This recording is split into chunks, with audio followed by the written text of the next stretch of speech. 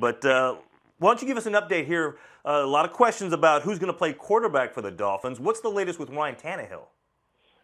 You know the movie Dumb and Dumber, where Jim Carrey, they tell him there's a 1 in a million chance, and he goes, "So you're telling me there's a chance?" Uh-huh. You know, I think that's how Dolphins fans are feeling with Ryan Tannehill today. Last week, I think it was a lot closer to 0 than it is right now. We saw him walking around in the locker room after the game the other day, and I got to be honest, I did a double take. He had these long cargo pants on, and my first thought was I didn't realize those were still in style. My second thought was he didn't have a big brace on that knee, and you couldn't really tell if he had a sleeve or anything like that. So I think they're at least putting forth everything out there. Like there's a chance he's going to play. Adam Gase said yesterday, "I'm not going to do anything stupid.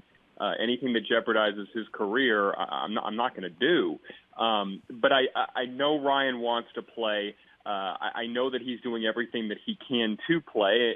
But on the flip side of that, you also know that they're going to do everything they can to make the Pittsburgh Steelers prepare for both quarterbacks. So I would still heavily lean towards Matt Moore being the guy to play in this game. But I think there's a little bit better chance of Tannehill playing than the 0 that it was last week. All right, if Tannehill can't go and it's Matt Moore, how confident are the Dolphins in their backup quarterback?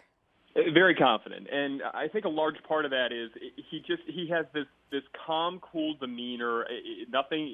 Nothing rattles him. I mean, he came in for Tannehill in that Arizona game, and first thing he did is he throws the ball down the field to put him in field goal range to win that ball game. And then they go into Buffalo and they win the craziest game of the year for them. So he's already proven that he can lead them to wins in big situations and clutch situations. That's not to say that there's not a drop-off from Tannehill. There is. But Moore does have a way of kind of inspiring these guys that, we're not out of it just because Ryan isn't out there. And so, yeah, they're confident in him that for one game he can go out there and lead them to a win. And that's how they've treated every single game this year. Let's win this game this week.